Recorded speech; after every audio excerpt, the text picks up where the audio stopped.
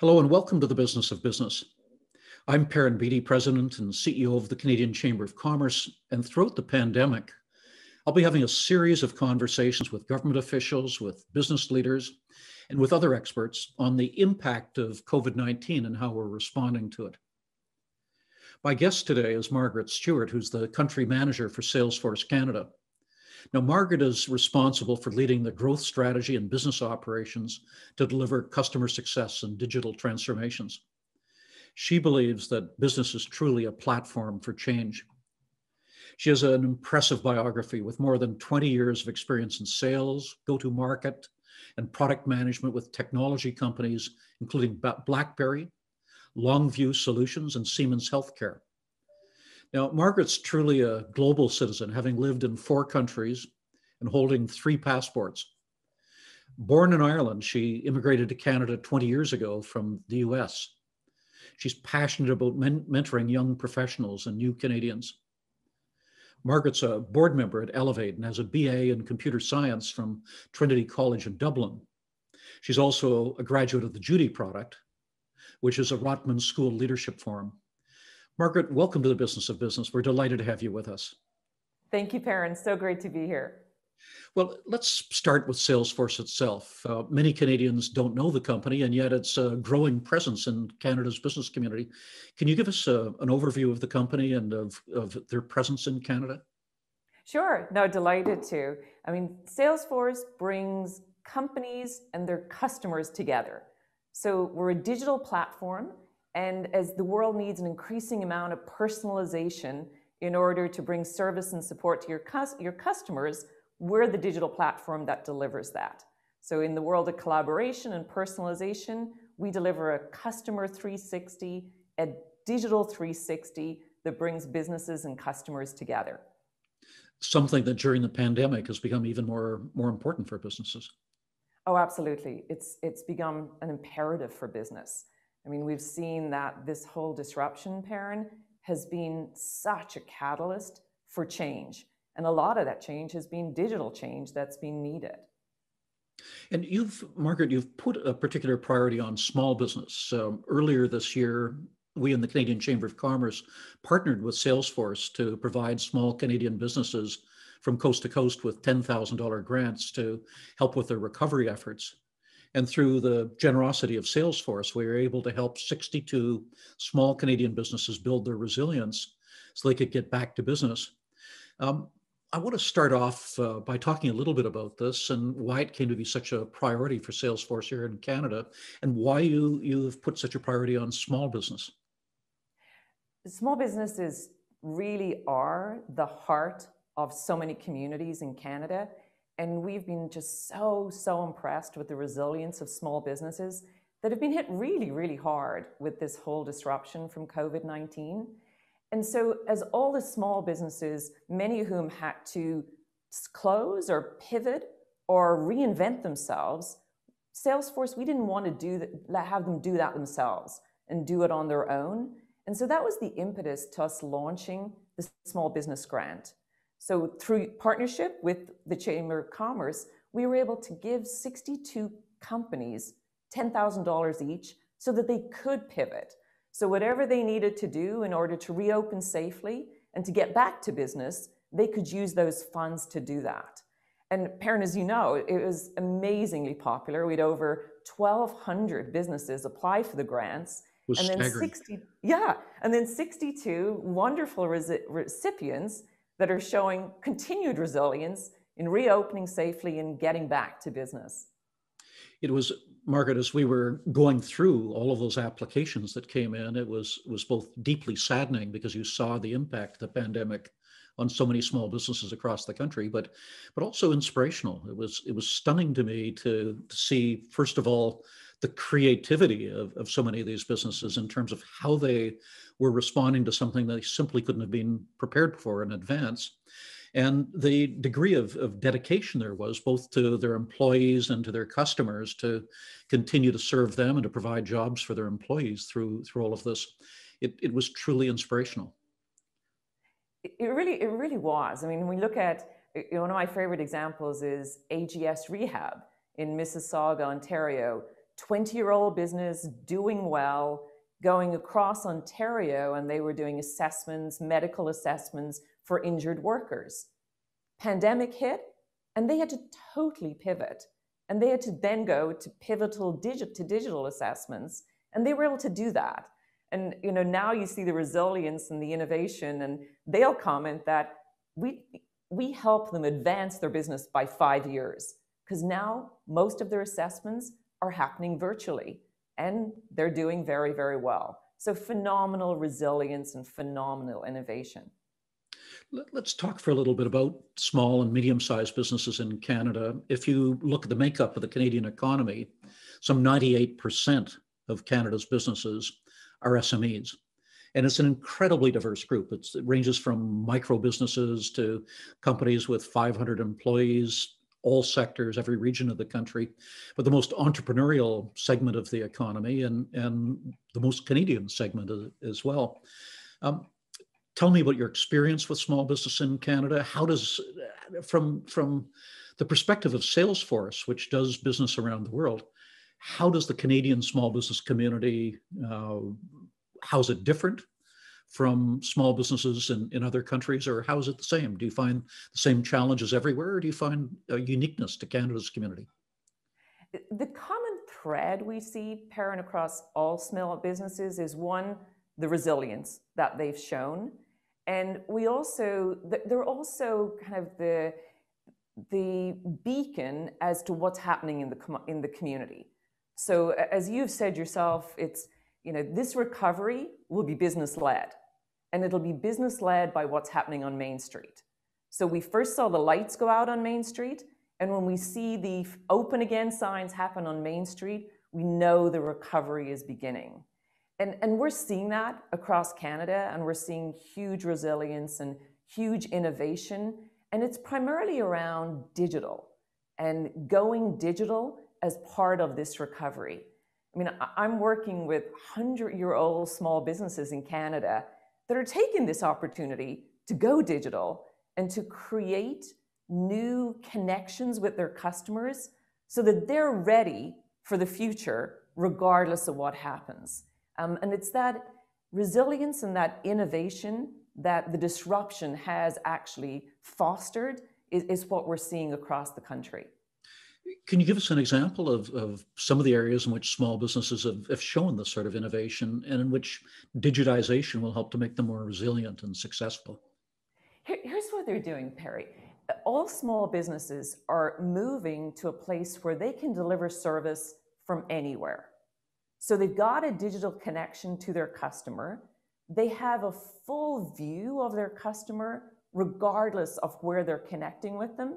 So whether they're seeing them in person, as many are continuing to do, whether they're connecting with them through a marketing lens, whether they're servicing with them, but they have this customer 360 and they're making that digital.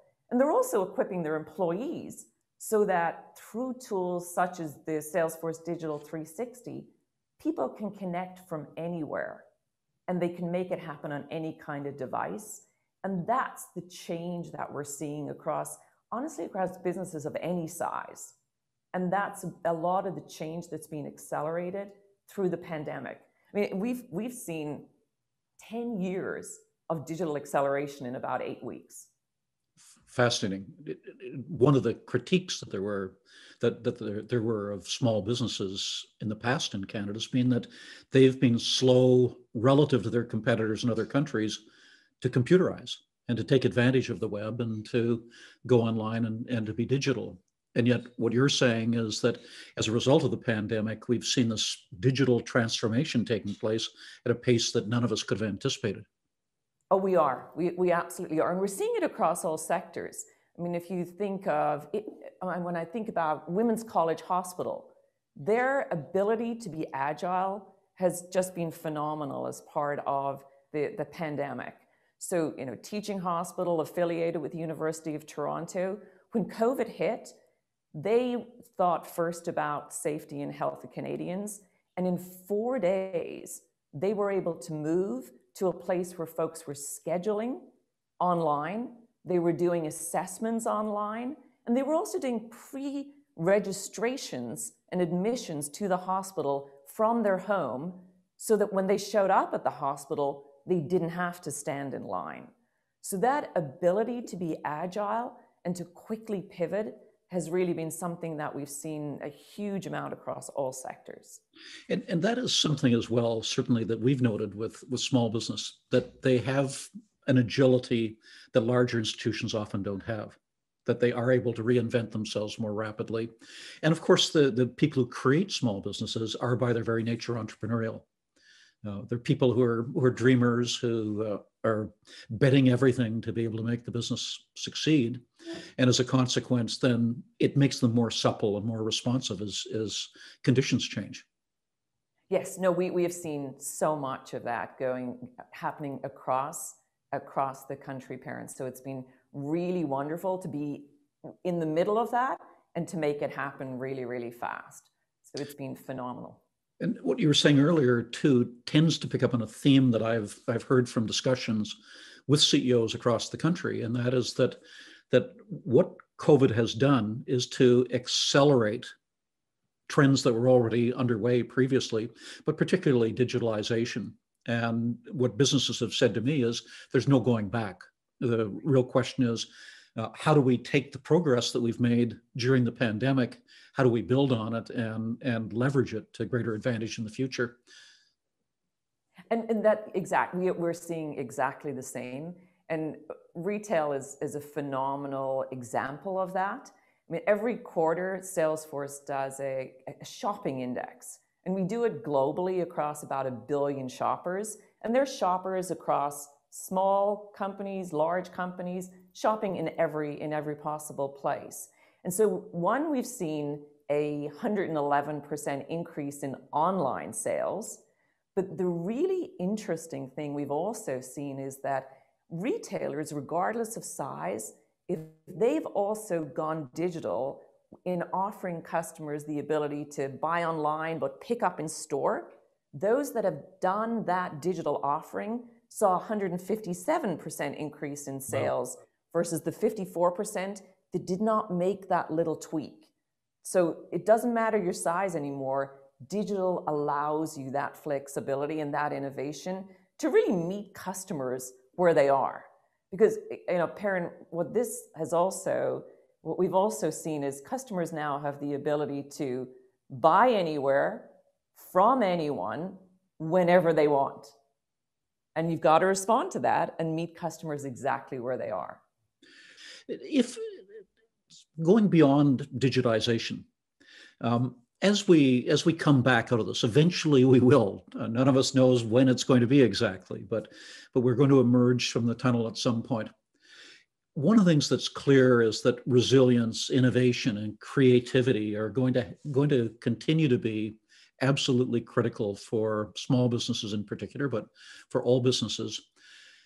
What is it that we can do? What can government do? What can business do to help to encourage, particularly SMEs in Canada, to be more innovative across the board? Innovation is key to being ready for whatever happens. And technology and being digital truly can be this great equalizer, but it's only a phenomenal equalizer if we make that digital skill available broadly. And so I believe that a lot of what the government programs can help us do is actually upskill all Canadians so that they come along with us as business reinvents itself and as business innovates. And so I think that's one of the wonderful areas that the government can help. But I also believe that this will be business-led. And so when I look at the whole area of skills, I think that's so important so that all Canadians can move with us in this. And Salesforce has a deep, deep commitment to this whole area of reskilling. And we launched actually, many years ago, we launched our Trailhead platform. And it's a free online learning platform that offers micro-certifications. So we're seeing an increasing trend of folks looking for micro-certifications that makes them a part of the digital economy and makes them part of the small business innovation digital economy. And so that's a huge uptake from Canadians. Canadians have over 700,000 badges on Trailhead. And we've actually seen since the beginning of the pandemic, a 4x increase in the number of folks who are going to Trailhead. And as you mentioned in the opening, one of my particular passions is new Canadians. As a new Canadian, I'm always thinking, how do we best equip new Canadians? And we actually at Salesforce run a program called Salesforce for All, which is a volunteer program that's run by Salesforce employees and our partners to deliver Salesforce skills to new Canadians. And we actually recently just graduated 50 folks virtually through this program, which we've now offered 4 times, so that they have those certifications and that digital skill set to bring to innovate across small business in Canada. Fascinating. Margaret, one of the things that certainly has impressed me in the dealings that I've had with Salesforce is the sense that Salesforce has that it can be part of the solution. There's a temptation sometimes in Canada that you'll be well aware of for us to say, I have a problem. What is the government going to do about it? The approach that's been taken by Salesforce, whether it was in providing direct grants to small businesses or in terms of helping to upskill people, is what is it we can do to provide a solution there? And perhaps you can expand as it relates to skills, which the Canadian Chamber also sees as a critical issue for Canada, one that is even more important because of the disruption that's been caused by the pandemic. And we're going to have to retool much of society in terms of, first of all, the skills themselves that we have, and then secondly, how we match people, the skills available to what the demands are in the marketplace. What role do you see Salesforce playing in this, and are there other things that businesses should be looking at? I mean, we have to embrace that we are now in an all digital economy. And to be relevant, you've got to embrace that digital economy. And so I think that's a big part of what we need to do across Canada in getting folks ready for that reality.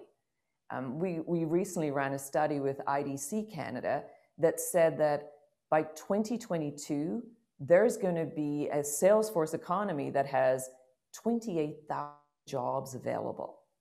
Now, how do we go into schools early to make that happen so that folks are ready for that digital economy? How do we expand offerings such as Trailhead so that folks have that micro certification available?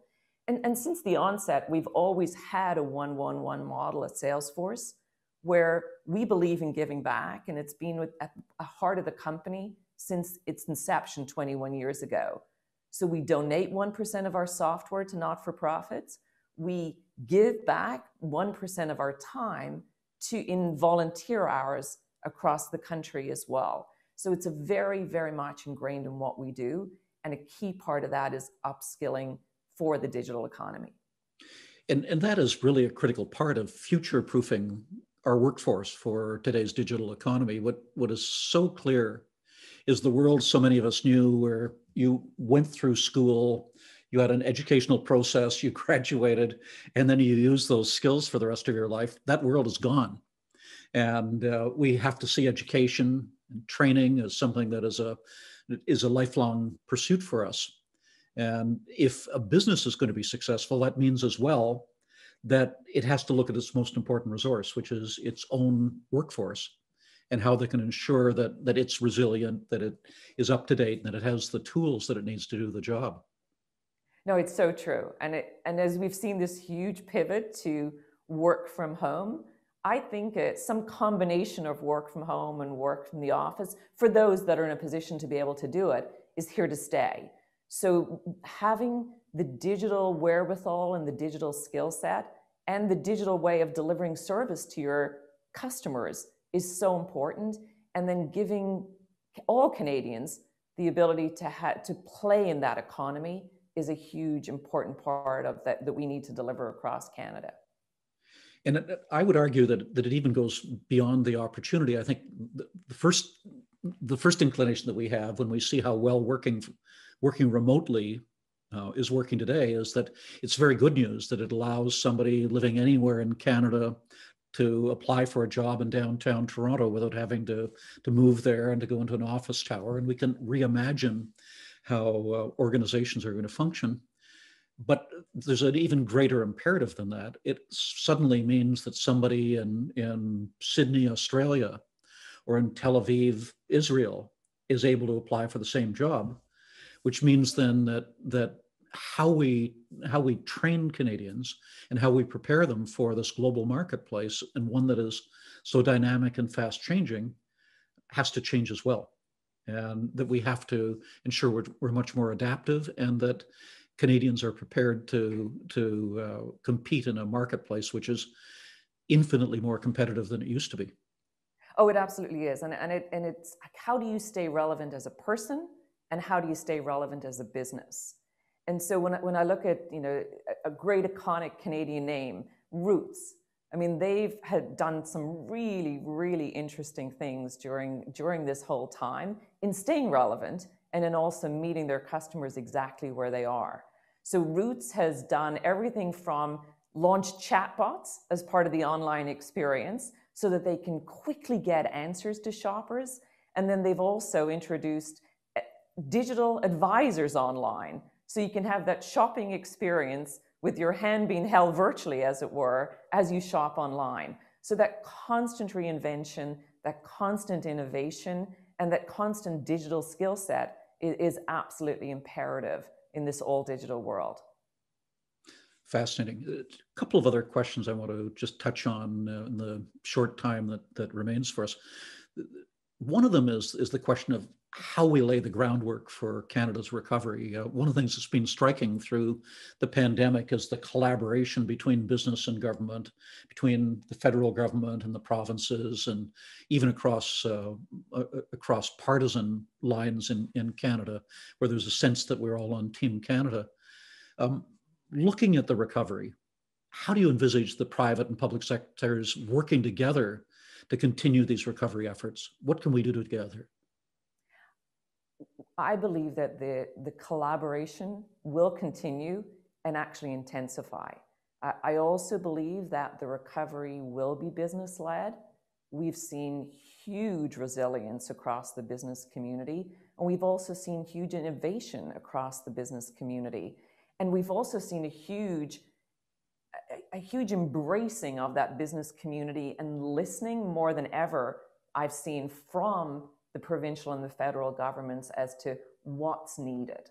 So what I think we need to do is celebrate the resilience that we've already seen, celebrate the ongoing innovation that we're going to continue to see, give Canadians the skills that they need to live in this all digital economy, so that we're then all ready for the next phase and all ready to thrive in the next phase.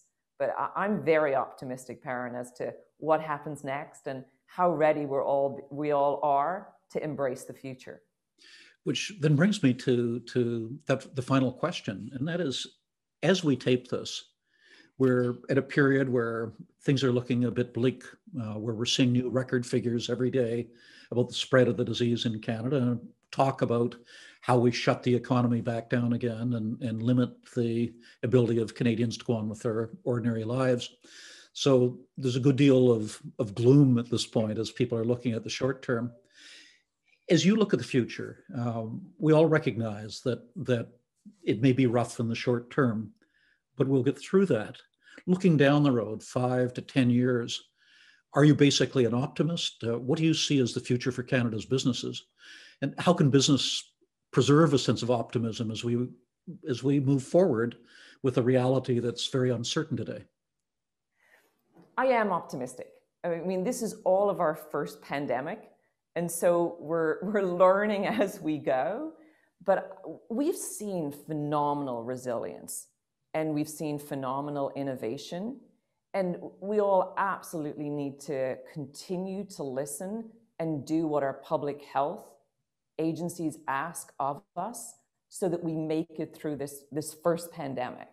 But I'm awfully optimistic that the continued embrace of digital technology really lets people collaborate so much differently, lets businesses connect in such creative ways to their customers, and also gives us this phenomenal agile platform so that we're ready for the future, no matter what it brings for us. So truly, Perrin, I am very optimistic as to what Canadian businesses can do as we continue to navigate this.